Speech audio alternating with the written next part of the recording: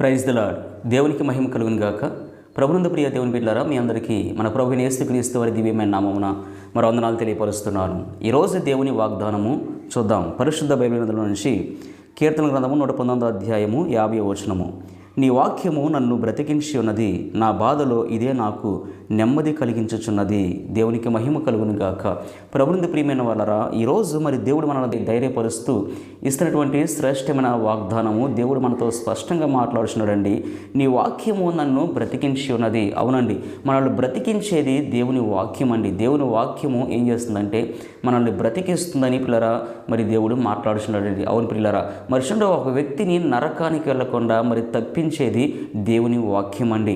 అలాగే మనకున్నటువంటి బాధల్లో, మనకున్నటువంటి ఇబ్బందుల్లో, మనకున్నటువంటి కష్టంలో పిల్లరా మనకు నెమ్మది కలిగించేది దేవుని వాక్యము. అందుకని పిల్లరా దేవుని వాక్యము మనము శ్రద్ధగా వినాలి, దేవుని వాక్యాన్ని మనము శ్రద్ధగా చదవాలి.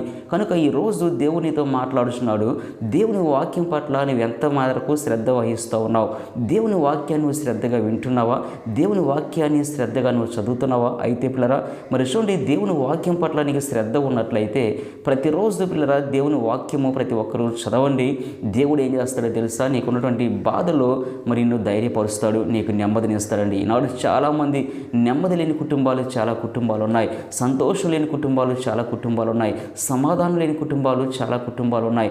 అయితే పిల్లరా దేవునితో మాట్లాడుతున్నాడు. నీ ఇంటిలో కనుక దేవుని వాక్యం ఉంటే, నీ హృదయంలో కనుక దేవుని వాక్యం ఉంటే, ప్రతిరోజు దేవుని వాక్యము చదివే అలవాటు నీకు ఉన్నట్లయితే, అలాగే మందిరానికి వెళ్ళిన తర్వాత చాలామంది దేవుని వాక్యాన్ని శ్రద్ధగా వినరు. అయితే దేవుని వాక్యాన్ని నువ్వు శ్రద్ధగా వింటే, దేవుని వాక్యాన్ని హృదయంలో భద్రపరుచుకుంటే, వాక్యంతో నువ్వు సహవాసము చేస్తే పిల్లరా ఆ వాక్యము నిన్నేం చేస్తుంది తెలుసా?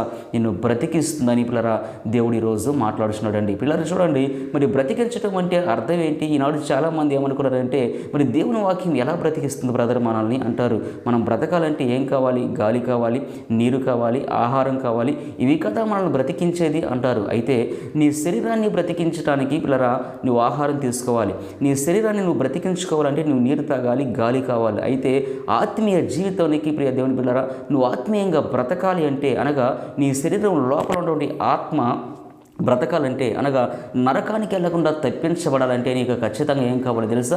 దేవుని వాక్యము కావాలనే విషయాన్ని ప్రతి ఒక్కరు కూడా గ్రహించాలి. కనుక పిల్లరా మరి చూడండి, దేవుని వాక్యము మనల్ని నరకానికి వెళ్లకుండా తప్పిస్తుంది, మనల్ని బ్రతికిస్తుందని పిల్లరా దేవుడు మాట్లాడుతున్నాడు. అలాగే మనకు బాధల్లో నెమ్మదినిస్తుంది దేవుని వాక్యం అని మాట్లాడుతున్నాడు. కనుక ఈరోజు ప్రతి ఒక్కరు ఈ మాటలు వింటున్న ప్రతి ఒక్కరు కూడా దేవుని వాక్యం పట్ల శ్రద్ధ వహించి ప్రతిరోజు మరి బైబిల్ చదవటం అలవాటు చేసుకోండి.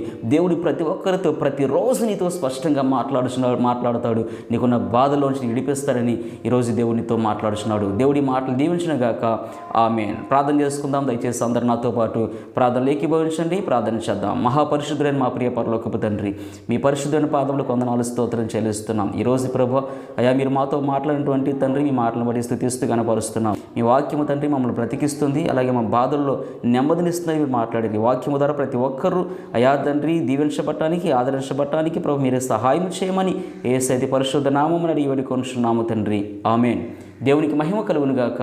అందరికీ వందనాలు.